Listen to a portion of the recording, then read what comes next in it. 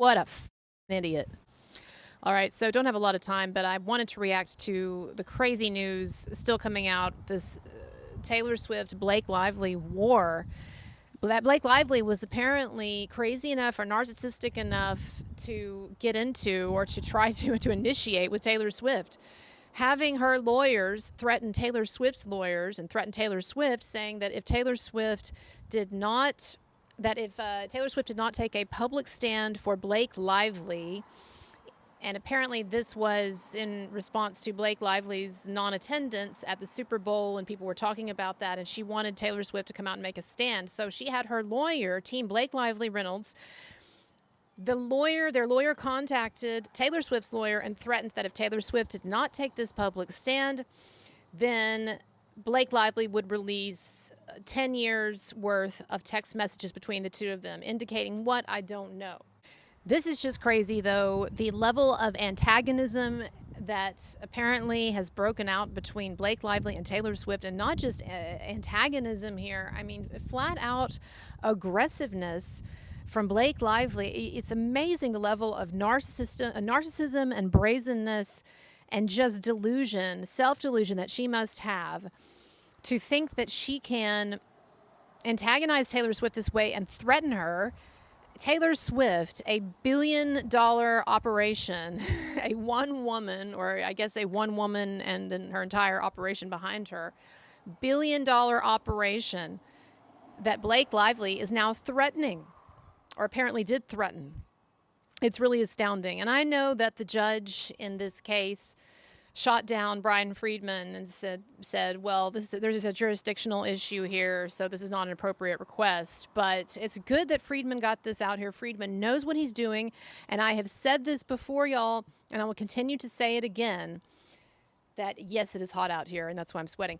But I've said this before, and I'll say this again. Brian Friedman understands that the war is not in the courtroom. Yes, that'll be the conclusion of it if it gets to that point. But the war is now. It is a media PR game.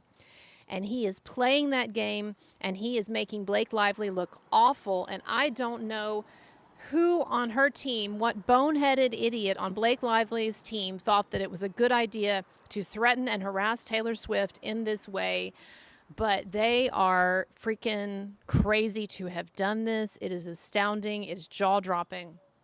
And things have just escalated to a point that I would have never thought possible, honestly. I mean, it's amazing to think where we started in this, and just, rumors and Baldoni being banished to the basement and people catching on to some tension between the two of them and some petty cast unfollowings and stuff like that. We've gone from that to now really, really serious antagonism and serious legal antagonism between Blake Lively and multiple parties, including Taylor Swift.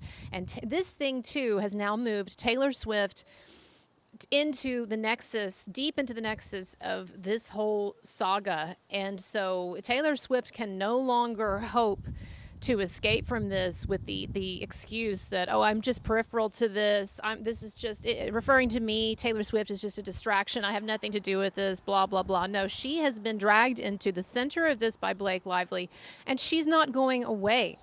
And the negative attention that all of this is bringing on Taylor Swift is not going to go away. And you can bet that as well connected as Taylor Swift is and as powerful as she is in the entertainment industry and in Hollywood, that she is, as we speak, poisoning everyone in Hollywood that she knows, poisoning them against Blake Lively. And I'm not saying that Taylor Swift is going on some kind of campaign to destroy Blake Lively's reputation. She doesn't have to. All she has to do is make it known to a few people in her camp who will tell other people, who will tell other people, who will tell other people, just like we saw happening with the Brittany Mahomes thing, what the deal is.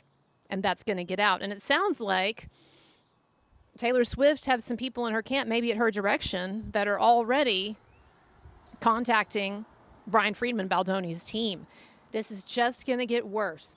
The worse and worse things get for Blake and look for Blake, then the more that people are going to jump ship. And I don't even know if Hugh Jackman is going to be able to hang on for this crazy ride. And I used to say, let me tell y'all something else. I used to say that I thought Ryan Reynolds was insulated partly from the effects of all of this because of his clout with the Deadpool franchise.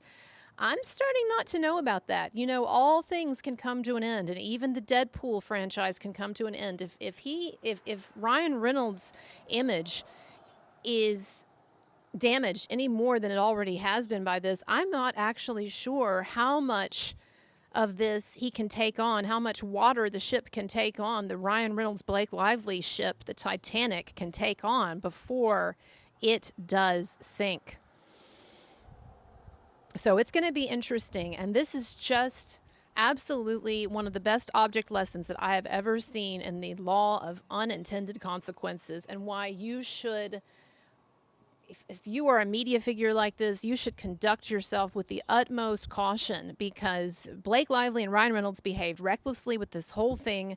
They thought they could roll over Baldoni. They thought they could roll over Wayfarer. They thought that they could roll over Brian Freeman. They could threaten Taylor Swift. And every step of the way, Blake Lively and Ryan Reynolds have been too fucking smart for their own good. Too big for their britches, so to speak. And they must think that they're like Don Corleone in The Godfather or something, threatening people and pulling strings, and I'll make him an offer he can't refuse, and I'll stick a horse's head in your bed. It don't work like that. You can't stick a metaphorical horse's head in Taylor Swift's bed. Can't stick the horse's head in Taylor Swift's bed. You can't do it. All right, everybody. You like my work? Check me out.